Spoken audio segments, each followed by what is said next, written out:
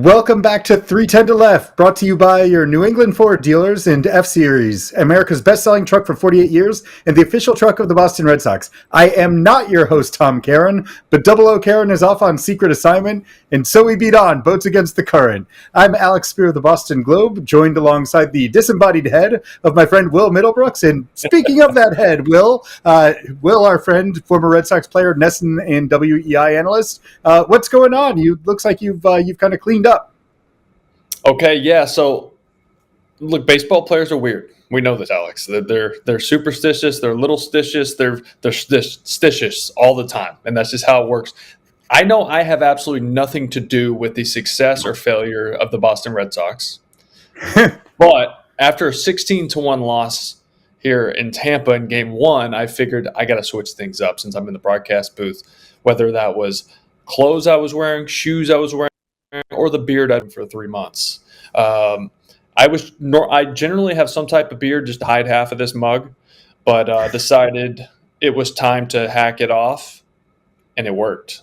So this is why I do these things, because you make a change, and like I said, I know it has absolutely nothing to do with me shaving my face, but for me mentally, I won the game 2 for the Boston Red Sox. Well, I always find it incredible to watch the amount of credit that is claimed after the fact, and only when some kind of behavior actually achieves the hoped for outcome, right? The number of home runs, no one ever talks about the home runs that they call that ended up preceding like a strikeout with someone falling over on a check swing, right? Like, you don't have anyone calling swords for that matter, but we will hear about it when there is a change of. Actually, Will, I will give you credit.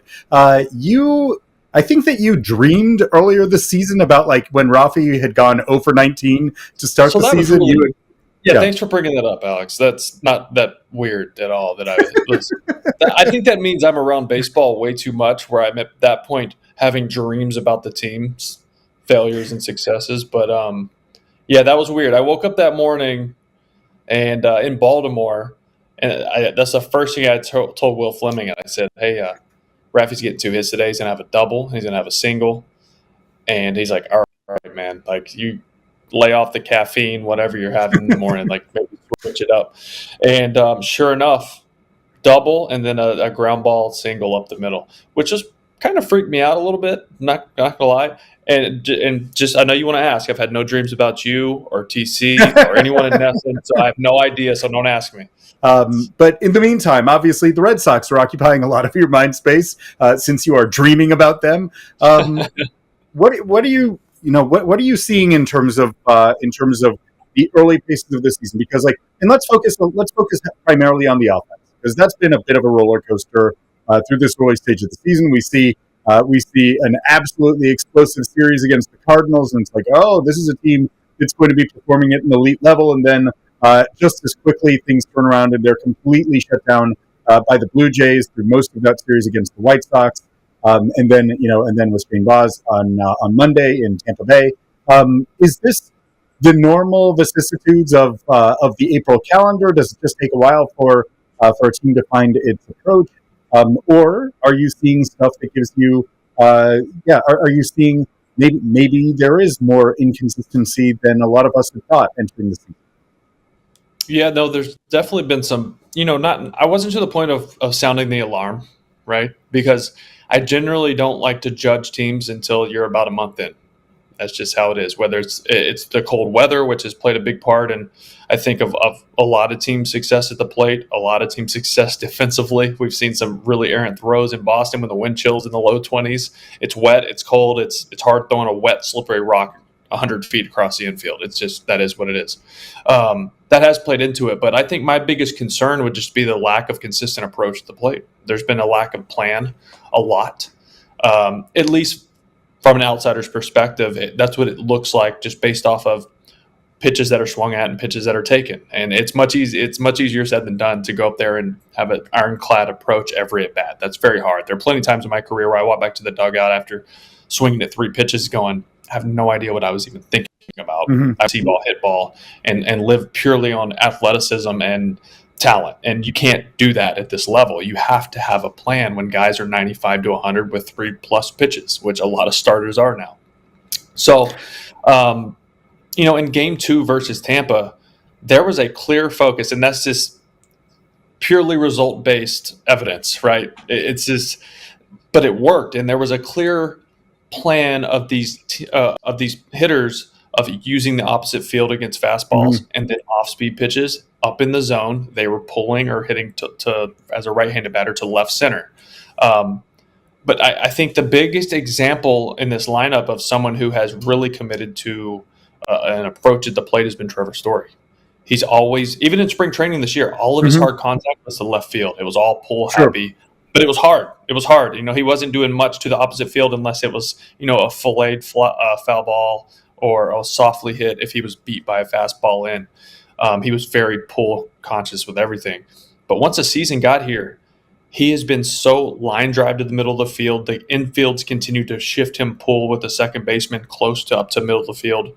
And he'll take, with 2 strikes especially, will take it to the right side with the fastball away or the slider down and away, which was really his kryptonite over the last couple seasons when he was healthy in the lineup. He couldn't lay off that pitch at any point in the count. So, yes, it helps when you're seeing a beach ball, which he is right now.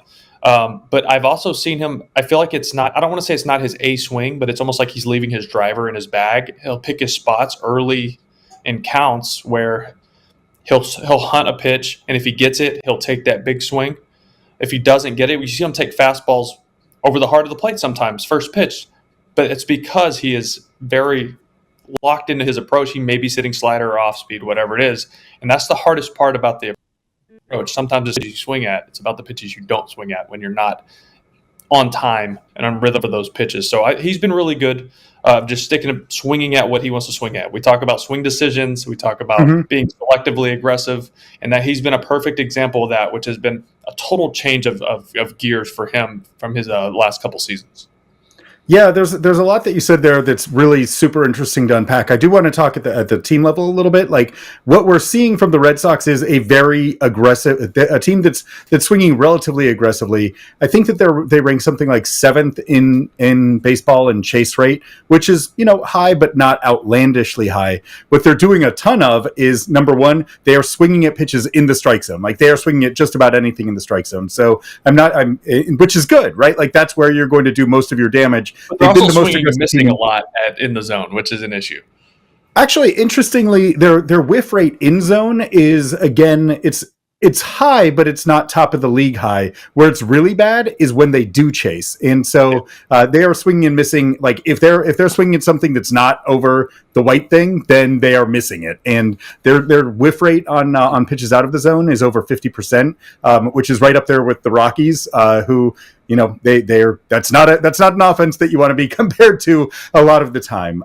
But I did really like your mention of Trevor Story leaving the driver in the bag, because more and more I'm hearing players talk about their swing and talk about planes of attack as being comparable to golf, and thinking about it in terms of having kind of a variable approach. You're not always trying to get the same swing off against everything you see. And we're seeing so many pitch types right now, so many different pitch shapes, so many different velocities. Like, you cannot have a single swing. You may have like an ideal swing, an ideal outcome, right? Like, pulling the ball in the air is great.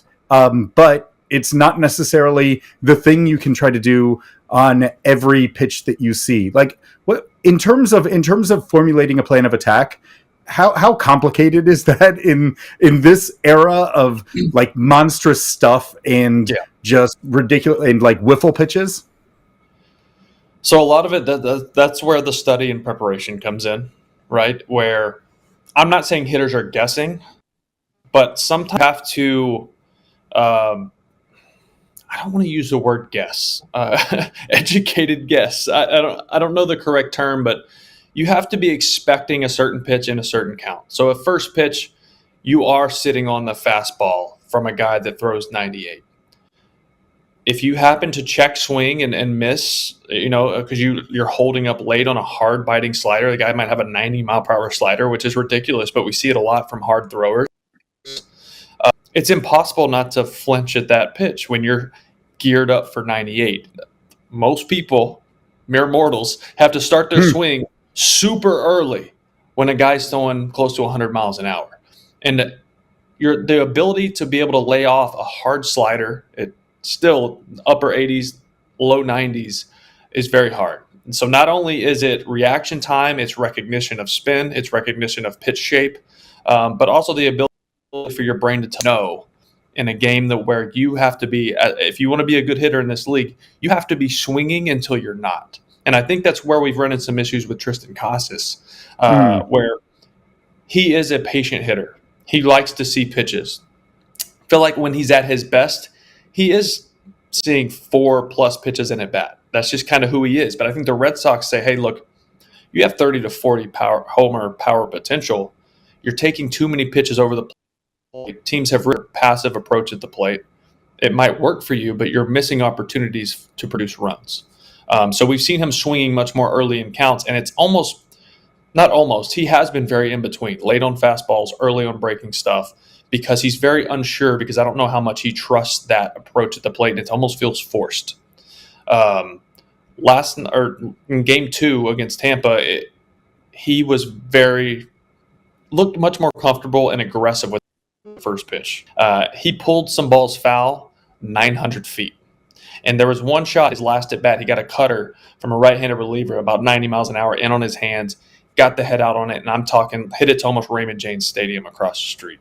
It was a foul ball. Don't get me wrong, but they panned over, the camera went over to Alex Cora right after that swing, and Alex looked at Pete Fatsi and went, that's it. That's the swing. Like, you could see him say that. And that's it. You want conviction innings, and you have to have that when guys are throwing this hard, to your point, with that nasty stuff. And you're starting to see that from guys, but you have to have that early in counts. You get the 2 strikes, all bets are off. It's a fight. And I thought one of the main points of emphasis with this team and bringing in like guys like Bregman, or with 2 strikes, you got to be able to put the ball in play, because I know it's the big leagues, but guys still make errors. You got to put the ball in play to make something happen.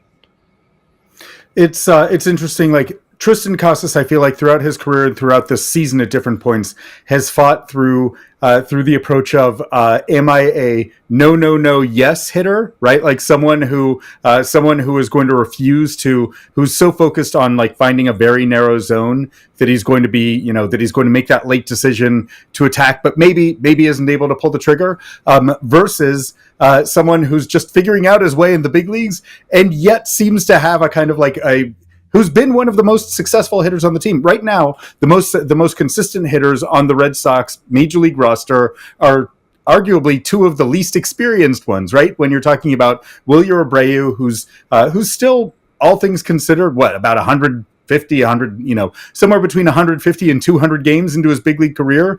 And Kristian Campbell, who's somewhere between 15 and 20 games into his big league career. And Campbell is someone who has the opposite approach, where it's yes, yes, yes, no, right? Like this is the thing that's blown away Alex Cora consistently, where it's like, oh, he's always looking to attack, but has the ability very late in his swing, because he has such fantastic bat speed, to make a late decision to say, nope, gonna let that one go. And that's a special ability. That is, I mean, every hitter in the big league looks for that ability to be able to be swinging until you get to that pitch gets to a decision-making point, which is generally, say, halfway to the plate. We're talking milliseconds at this point, if you want to get into the sports science of it.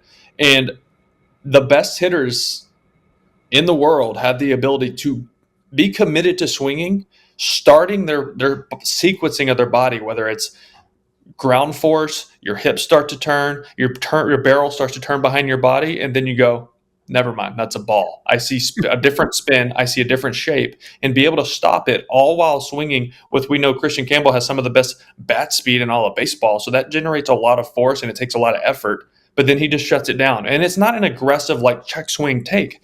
It's like he's going, it's all this force is created and it just shuts down. It's one of the more impressive things I've seen from anybody, not just a 22-year-old who has little to none big league experience. Yeah, and again, it's incredible when you put it in the context of how little exposure he has to advanced baseball. Only played at Georgia Tech for 1 year after redshirting as a freshman, then gets drafted, 1 full minor league season, and boom, the Red Sox were convinced that the traits are special enough. Yeah. And that's to the point of when they signed him to that deal. I still think this is going to be a massive steal for the organization because, to your point, and lack of playing at high level baseball, really 3 seasons, 2.5 seasons, maybe, or whatever you want to call it, at high level baseball, the ceiling is so high because there's so much room for growth just based off of pure experience. Because normally you have this core set of skills, and then experience and growth takes place, and you're able to get closer to that ceiling. He's still at the bottom of that barrel of like he's just at his pure raw talent level of his baseball career. And you got to expect him to just take off because of he's a fast learner, he's a great kid, he loves the game, he's a great teammate. So this is like it made all the sense in the world for them to lock him up. It really did. Well, I think we should talk more about Kristian Campbell because he is such a rare path that we're witnessing, and there's a rare skill set that underlies that. And so, for the sake of doing that, we're going to bring in someone who is familiar with you and who's familiar with your beards, your first efforts at being able to grow facial hair. Yes. Brian Abraham, who was a bullpen catcher for the Red Sox in 2013 and 2014, but who since then has moved into the player development side. He is now the senior director of player development for the Red Sox, i.e. the farm director. And he is going to join us next on 310 to Left after this break. Welcome back to 310 to Left, brought to you by your New England Ford dealers. We are joined now by Brian Abraham, Senior Director of Player Development of the Boston Red Sox, i.e. the Farm Director. Brian, it is great to see you, and I'm going to just not waste any time and just jump into the tough questions. As a bullpen catcher for the Red Sox in 2013 and 2014, what did Will Middlebrooks teach you about player development? He taught me that there's a lot of ups and downs when it comes to player development. I'd say that's there's success, there's failures, there's adversity, and getting through those, what ultimately makes who the player is. And it was a pleasure to be with Will for a couple of years in that role, and we had some fun times for sure in that clubhouse. Well, Will said that you were very quiet and kept to yourself. How do you feel about that scouting report? And how were you approaching learning amongst a very bearded and mostly veteran group of players who ended up winning a title in 2013? I think very early on, I was given the advice of be seen, not heard. I tried to soak in all the information I could, tried to be available when I could. And if I was spoken to, I would reply with hopefully some interesting comments or important feedback for players or coaches. But definitely was a veteran-laden group on that 2013 team and 14 team for that matter. So I tried to just be there, be available when needed, and not say too much. Hey, I always just tried to get in your BP groups, because all I remember was 2012, you serving up 20 bombs in Kansas City to Joey Bats in the home run derby. And I'm like, I remember watching that and I was like, scout and player development, he's throwing batting practice. Like, what's going on? How did he get that role? Because obviously I didn't know you at the time, but then you came over and, just creating scouting reports all while catching bullpens. And it was a really cool role because I feel like you don't really see that often of like the crossover between on-field plus front office, that mesh. So did that help you being around the players in that aspect and having those talks in the bullpens and just in them, because there's more of a trust there because you're out there kind of in the trenches with them? No, for sure. I think that's a little bit more normal these days, but I think for me, it really created who I currently am. It gave me time to be with players in the dugout, in the bullpen, in the clubhouse, have intimate conversations, get a feel for their struggles, for their successes. But also I was able to be in front office conversations and coaching conversations. So I got a little bit of a taste of everything, invaluable experience, invaluable time. I was lucky enough to be on some really good teams, obviously 13 World Series team, but also, in 14 and then 6 years with the Blue Jays, some teams that struggled as well. So how players dealt with adversity, I think, is one of the bigger lessons that I was able to learn while not being a player, not dealing with striking out or giving up home runs, but felt like I was very lucky to be around a lot of different players, a lot of veteran players, a lot of players who had been through a lot of different experiences, allowed me to be who I am today. But I was a bad college baseball player that was lucky enough to throw the ball straight and catch a little bit. So taking advantage of my physical traits allowed me to get an opportunity into the clubhouse and in a role where I could hopefully impact some different people in various ways. Totally random question, but as someone who threw batting practice and made players feel good about themselves by throwing your straight ball down the middle, not many people throw batting practice. There are coaches now who don't throw batting practice on the field like ever, right? Like there are levels where batting practice doesn't happen on the field, or at least like not in the traditional coach throwing sense. Is there value to why not? What constitutes the most useful way of preparing for a game? What's the balance between throwing the straight ball down the middle and letting a guy just kind of wail on it and feel good about hitting a ball 450 feet? Joey Bats doesn't have to be alone in that. Versus kind of turning it loose and okay, you want to get game ready? Here's 95 in an ill-lit cage. Yeah, I think there's a bunch of different ways you can look at that. One, I think there's probably not as many coaches who can throw BP, so I think that is an immediate problem. And then because of that, for that reason, we use machines more. I think it's a little bit more of a competitive training environment. It gives players more of an opportunity to be prepared when they're seeing 95 plus that night versus a 40-mile-per-hour fastball down the middle where they can hit it as far as they can. There is a feel-good piece of that. There is a let me go out there, swing hard, hit some balls over the monster, and feel great about myself. But in terms of preparation, in terms of preparing for the game that night, our training environments are very game-like, very competitive, and want to challenge our players. So when they do come to the game, it's a little bit easier. Obviously still difficult, but a little bit easier. So I think there's a balance of a lot of things. There is a piece that is good for the fans, that is good for players to feel good, to get out on the field, to read balls off the bat for the defense, run the bases. There are all pieces to that are important. But I think if you really want to prepare players the best for the game that night, seeing different pitch shapes, seeing velo, those are incredibly valuable. I would say in a perfect world, we would have pitchers throwing to players pregame. Obviously, that's a little bit more difficult, but we're lucky enough to have technology like Traject to best replicate the best pitchers in baseball so our players can better prepare. So yeah, that was the point I was going to get to. Was with these pitching machines, you're able to replicate arm angle, your even spin rate with fastballs. Like if you're having throw the fastball velocity machine where it's at the top of the zone, which everyone's striving for that invisible fastball at top to top of the zone, no one can hit, which everyone's trying to throw. You can throw sliders, you can throw curveballs, whatever you want.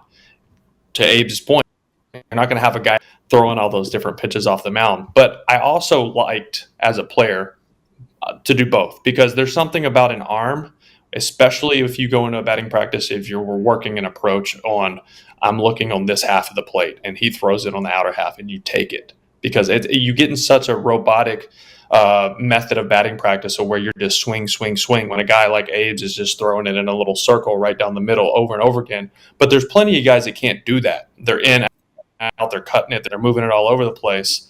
And it can actually be tough. Now, guys will get frustrated with that, but it can actually be really beneficial for you as a hitter if you approach it the right way. And I do think that in the cages, in early work, there are coaches that are throwing probably a little bit more than people would imagine, whether it be flips, whether it be darts where you're kind of on a knee or potentially sitting on a bucket throwing overhand for players. So while it's not always happening on the field, more so at the minor league level, the big league level, I think it's something that's a little bit more consistent. Again, mostly for the fans and to make sure that people are getting to see the players and enjoy the environment. It is still happening pretty consistently in the cages in the early work and as players prepare for their day. So the question of preparation occurs at the narrow level on a game-by-game basis, but it also occurs at a broader level when it comes to things like decisions about when players are ready for the big leagues. How do you like that segue? Kristian, we were talking before you came on, we were talking about Kristian Campbell and what both Will and I have been kind of, you saw it in the minors, but it's pretty remarkable to see someone who has an offensive approach where it seems like he is ready to go, right? He is ready to attack, but then has the ability to recognize pitch type, location, and make a yes, no decision where he's able to take his walks. This is why the guy has gotten on, managed to start his big league career by getting on base in a ridiculous number of consecutive games. When did you realize that Kristian Campbell didn't just have nice traits, but remarkable ones that you were working with in trying to develop? I think we're still trying to figure out where his ceiling is. Really lucky for a kid to come in early on once he was drafted and really just buy into the training, really buy into the willingness to make adjustments and challenge himself. I think pro ball is so unique because players are away from home. Players are with a group of really good players that maybe they haven't played with. Georgia Tech, obviously a really good school, really good players, but all of a sudden you're in Fort Myers. There's 20 other players that got drafted and they're all really good. And I think getting uncomfortable and willing to do some things training wise, whether that be in the weight room, whether that be in the batting cage, whether that be in the outfield or the infield, training in different ways and ways that maybe you haven't been used to is something that Kristian really embodied and a lot of our players embody. But I think Kristian was willing to fail, willing to struggle in those training environments to ultimately become better and prepare himself for the difficulties of the game. It's funny. I'm in Greenville, South Carolina now. It's April 16th, and Kristian Campbell was here at this point last year, and we were talking with some of the coaches and joking around. It's pretty amazing.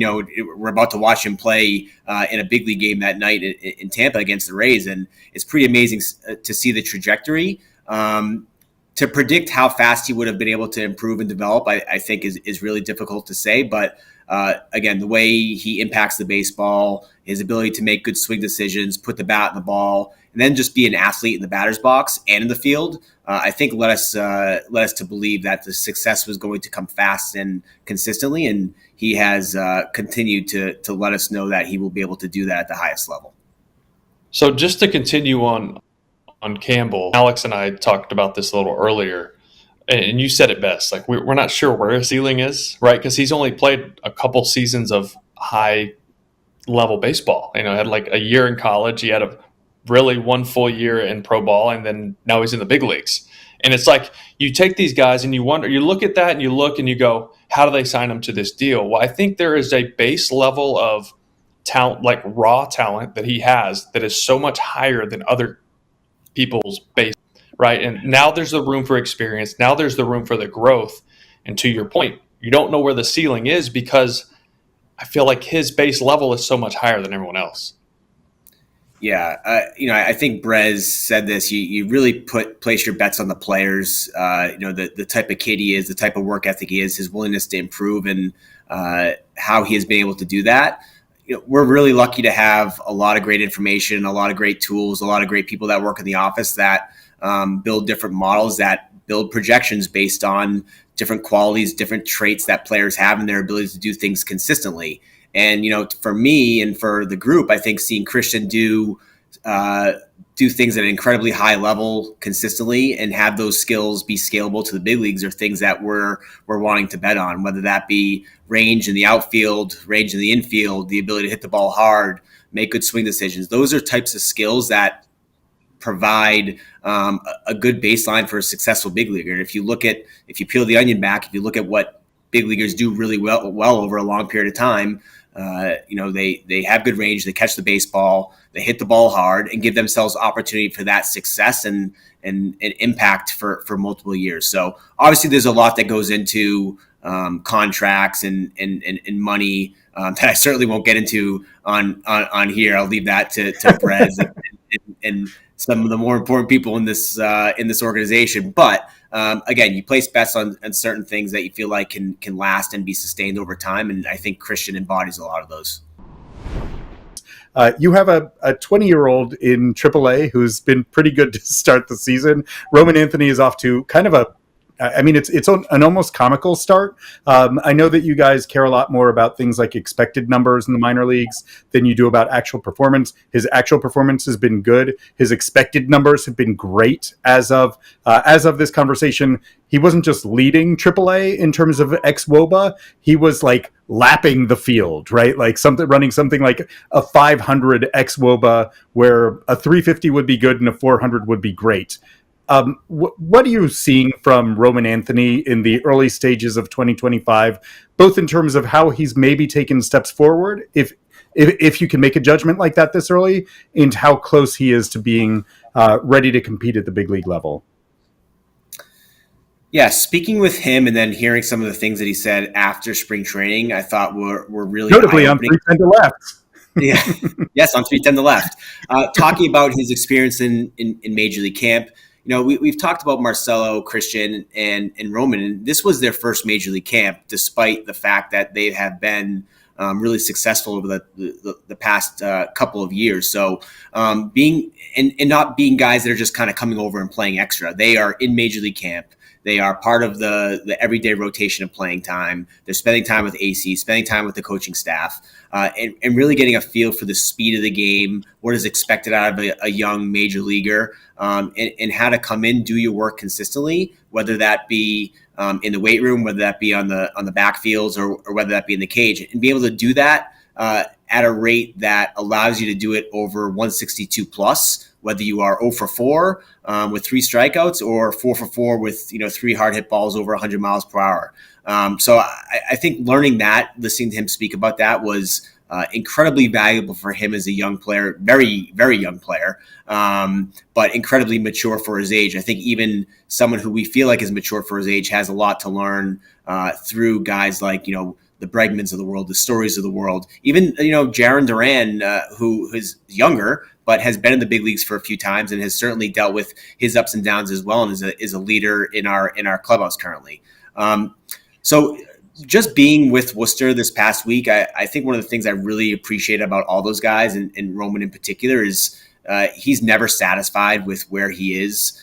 There's always a willingness to improve, always a willingness to get better. He has a good game, and maybe there was one at bat where he felt like his swing selection or pitch selection wasn't ideal. So he's going back and trying to make sure that is better for his next opportunity. But I think, he is really focusing on consistency, hitting the ball hard, which he has done, driving the ball pull side in the air, which is really important to him, but also driving the ball all over the place because he's going to be pitched to differently as pitchers get to know who he is and what he can do at the plate. And then I would say more time in left field. We've put a focus on that, getting experience, reading balls off the bat, balls come off at a different angle from there, and being able to do that, as well as center and right as well. But I think just he has not played as much left. So experiencing that in AAA has been important for him. But, you mentioned the expected numbers. Hitting the ball hard, giving him the opportunity for impact at the plate is really important to us. Obviously, there is a point, and that is in the big leagues, when those hard hit balls, we much prefer they be hits, much prefer that they be base hits and driving in runs and scoring runs, which is the name of the game. But again, when we talk about sustained success, when we talk about skills that are scalable, hitting the ball hard is one that leads to that at the big league level. And that consistency day in and day out, that work day in and day out, whether, again, he's 0 for 4 or 4 for 4, has been really fun to see. And, we've already moved Roman once when his surface level numbers weren't perfect, when they did not seem on the outset that he was having a solid year, but everything else, whether that be his bat to ball, or again, his swing decisions, or the way he was impacting the ball, were really strong. And, I think when the time is right, when it's best for Roman, when we feel like he can make the most impact in this organization and help the major league team. And again, for his development path, that will be when his time is right. Again, I certainly am not going to be putting timetables on any of our players. And I think for us on the minor league side, the development side, it's just preparing these guys every day for when that opportunity is called, that they are ready to go up and help AC and help that major league team compete for a playoff spot. So I always think it's interesting when we're looking at these big name prospects who have these incredible tools, who've never really failed in their lives ever, because they've always been the best. And I always watch these guys through the minor leagues, and I almost want there to be a blip where they struggle. And I know you guys feel the same way, because you can find out a lot about a player when they struggle for that first time, when they struggle for that second time, how they bounce back. Is there an adjustment period? And I know as much as everything is measured, and we're in this new age of baseball where you have numbers for everything, how much is that old school that's still kind of blended in just because that experience is there where you've seen so many players kind of deal with failure and then kind of see how they bounce back from that. Yeah, you really want players to deal with adversity, and that comes in a bunch of different ways at the minor league level. You don't necessarily want guys to fail because you want guys to have success. But like you said, Will, if there's a little bit of a blip on the radar or maybe a stretch where a guy is struggling a little bit, allowing that player to trust the process, trust the training, trust the work they're putting in to get out of it is really important because it's going to happen in the major leagues. I don't think there is a major league player, Hall of Famer or not, that has not struggled at some point during their career, and then they've been able to bounce back out of that. Sometimes probably shorter than others, but there are also really good players that struggle for a long time, and they have to make adjustments and changes, or quite frankly, stay the course and trust that the work that they're putting in is going to allow them to get to the success that they want.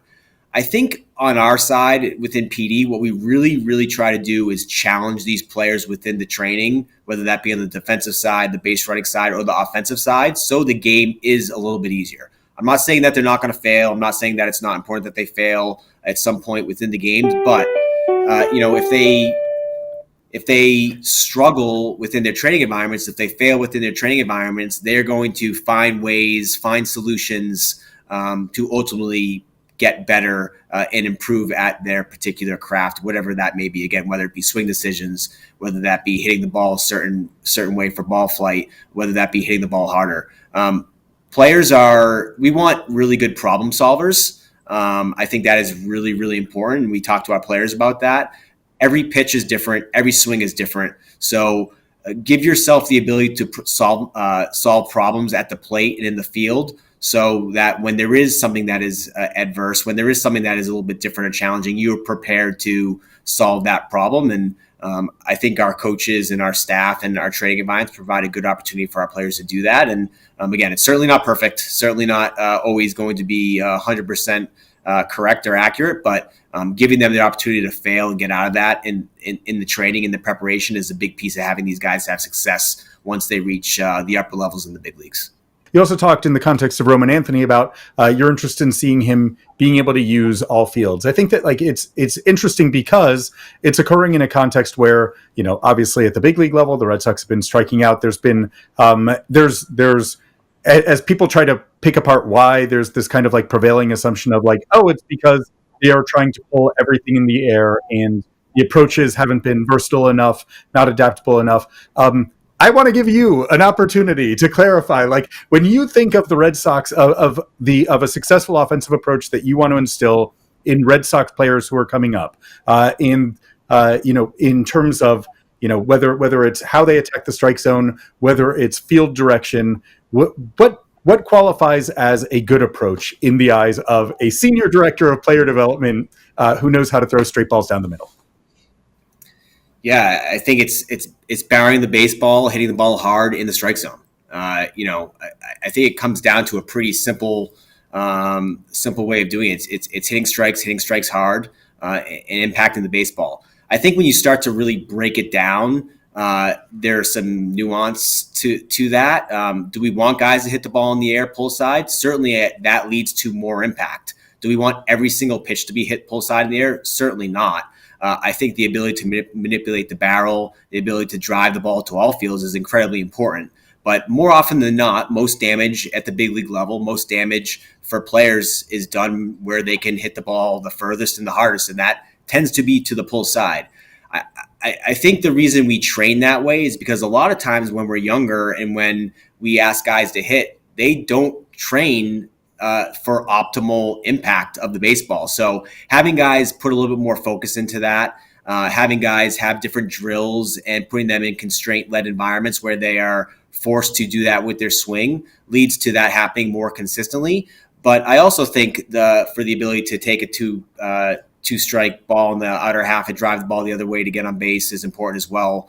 To battle with two strikes so you can put the ball in play with less than 2 outs to get a runner is important as well. But again, I think on the minor league side within the development space, training guys to do things where they can make the most impact and have skills at scale is really important. So swinging at strikes, battling the baseball, but also being competitive and having a good understanding of who you're facing that particular night, what your strengths are as a hitter, what your weaknesses are, and having a plan in place is really important as well. So we could talk about this in probably a multi-series show on how to be a good hitter. But I would say hitting the ball hard, hitting the ball in the air leads to the most success. And we feel pretty confident that that is something that is true no matter what level you're at. Certainly it's easier said than done. And there's way more to it. There is, again, like I talked earlier, like there are swing decisions. There is bat to ball importance. There is ball flight importance. There is bat speed. There are a bunch of different things that really matter when it comes to a successful hitter. And it's not one size fits all. As I said, the hitter is going to see a different pitch every time. They're going to have a different swing every time they swing. So preparing them to have the most success each individual pitch with what they are going to attack that pitcher that day is what we're trying to do. And I think there's been a lot of success, but there's also going to be failures and struggles as well. Like I don't think 2 weeks or 3 weeks of the season is any reason to look at something and say this works or it doesn't work. Can we do better in certain spaces? No doubt. Can we continue to do really well in some spaces? Also that. So I don't think it's necessarily one, because one thing is true, something else has to be as well. So again, there is a balance for sure, but hitting balls hard, hitting balls in the air, in the heart of the zone, I think is a pretty basic way of looking at what we look at on the minor league side. And again, there's more to it, but I think if you're doing those things, you're hitting the ball hard in the air in the heart of the plate, then you're going to have success. To follow up on that, I feel like the best characteristic of a good hitter is adjustability. And what I mean by that, obviously, is you talk about them being challenged in practice, whether it's velocity, whether it's approach base, where you don't know what's coming and you have to make a decision when the ball's halfway to the plate. It's being able to get your A, B, and C swing off. To your point, you're also training optimal impact, right, of hitting the ball as hard as possible. But I think the more you train the adjustability aspect of that is where you get a more consistent throughout a count, throughout a situation where you're creating more hard contact. So is that, I know you talk about that's important at all levels. As you get to the big league level, how much are these guys challenged in practice? Because I feel like it kind of tapers off when you get to the big leagues because guys are kind of on their own program. They're getting ready. They're getting their bodies ready. It's a lot different than when you're an A-ball or double-A and you're building these approaches and building these players. Once they get to the big leagues, how much are they actually challenged throughout this? Yeah, I mean, I spent 8 years in a big league clubhouse, and I think that the tide is turning a little bit in terms of challenging players more. There is a balance of feeling good. There is a balance of preparing that night to win a big league ball game. But I think our staff continues to push the limits, continues to push our players to challenge themselves and, again, be uncomfortable even pregame, to be comfortable that night and prepare for the unknown, prepare for the uncertainty of facing different pitches in different locations at different speeds. So I think we use Rafael Devers a lot in our minor leagues to show that willingness to be adjustable. We show different views from the side of Devers hitting 400 plus home runs, and it's a ball out in front, it's a ball above his letters, it's a ball in his shoes, and then it's a ball right down the middle of the plate. And the contact point is different at every spot, but he's impacting the baseball, barring the baseball in every spot. It's because of that adjustability you talked about, Will, that is really important. And I think that comes with challenging in the training environments and doing so. So, every player is different. Every player is going to have their wants and their needs. That is, I think, one of the most difficult things of a coach, whether it be at the major league level or the minor league level, is balancing the need to have the trust from the players. They're knowing that you have their back, but also saying you need to work harder, you need to push yourself, you need to struggle so ultimately you can have the success that you and I both want for yourself. So I think that's also another reason why we track information really well and a lot. It's to show the progress. It's to show that the challenging training environments are helping and improving and that certain drills are helping. So you can look back in 1, 2, 3 weeks or months and say, we've been doing X, Y, and Z. This has helped a lot in this particular area, or it maybe has not helped. Let's make an adjustment. So all of that information is really invaluable to providing to the player to show that the work that they're putting in isn't just for nothing.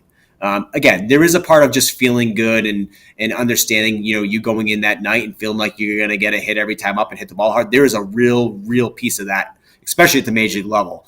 But I think balancing that with trusting the work that you put in and knowing that even if you do go for the first 3, that you're going to hit the ball really hard that 4th time up because you're prepared to.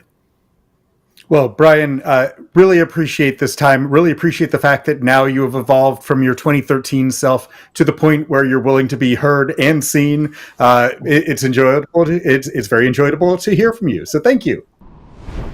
And that was Brian Abraham, Senior Director of Player Development for the Boston Red Sox, back here on 310 to Left, brought to you by your New England Ford dealers. Will, it's super interesting, of course, to think about the direction that the organization is going, some of the young players who are up, but ultimately, it's all about what's happening on the field, the wins and losses that are happening in 2025 right now. And, it's been a middling start for the Red Sox. They have yet to really find their stride, but they're kind of fortunate, right? In that this has been a weird year in the American League.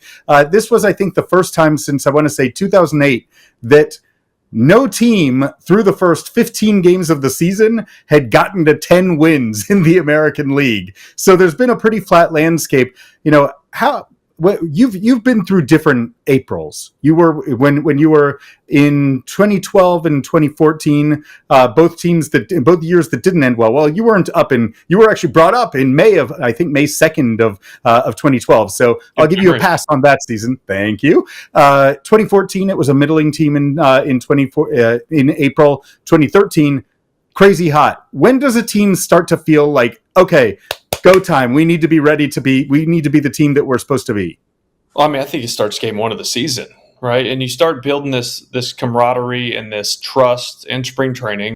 And, all heard the stories of 2013 and the first week of camp, we knew we were going to win a World Series. And it sounds fake, but it really isn't, right? And I think this group here with the Red Sox has a really good clubhouse. I think there's a really good trust and camaraderie inside under that roof. So to your point, I think the leadership takes over, right? It's Bregman and Story, and obviously Alex Cora and his ability to kind of get under the hood on a lot of these players.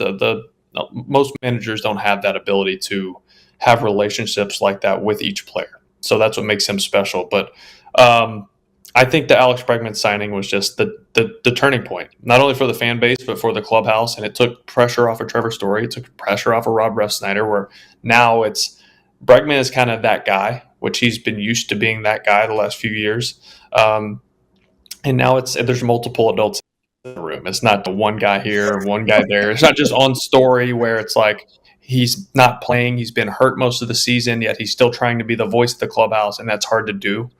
So it's nice being able to spread that around. But to your point about the AL, it feels wide open, right? The Yankees feel vulnerable, even though they have big offensive bats and a pretty good bullpen. But you look at the Central with Detroit and Kansas City and Cleveland, and it's like, who are there? And then obviously the West, who knows? So I know it's been a very inconsistent start to the season, but you got to think I would think we've seen pretty much, hopefully, the rock bottom of the Boston Red Sox with all leading the league in errors.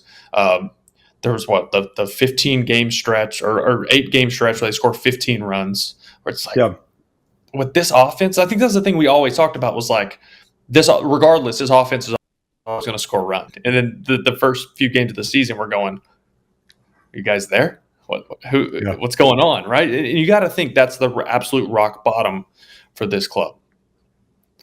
Well, obviously they have a homestand coming up. They get the White Sox over the weekend, including into Patriots Day, followed by the Mariners.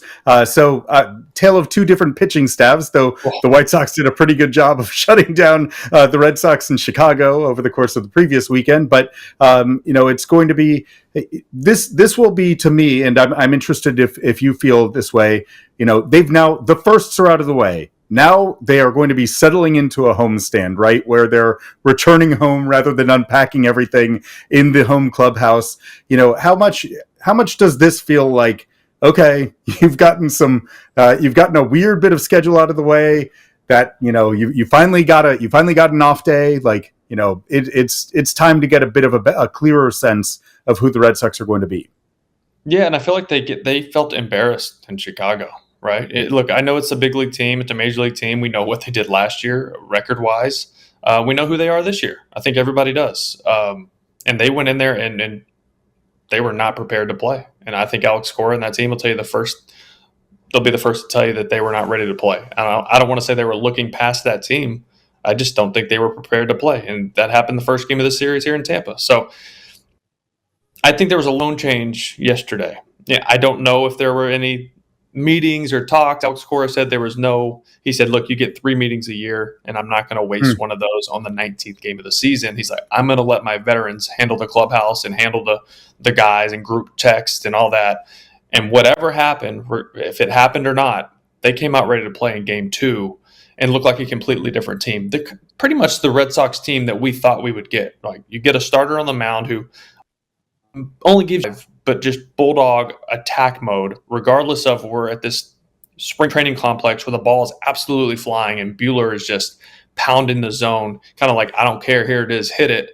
And then you get great defense from your infield, great defense from your outfield. You hit home runs, and all of a sudden you're scoring runs, and you go, this is the team we expected to see from square one. So to your point, they're going home. You need to continue that, not only for yourself as a ball player and as a team, but for your fan base, because there were some people starting to doubt this team and getting a little worried there back in Boston. Well, we will see if the Red Sox on Friday are come prepared to play again. One person we know who is prepared to play, Will Middlebrooks, amazing on the podcast. Really appreciate you joining on this episode of 310 to Left, brought to you by your New England Ford dealers. Great to see you, and look forward to seeing you around Fenway in the days to come. Yes, sir. Anytime you guys need me to fill in for TC, I know he likes to take his days off. So big shoes.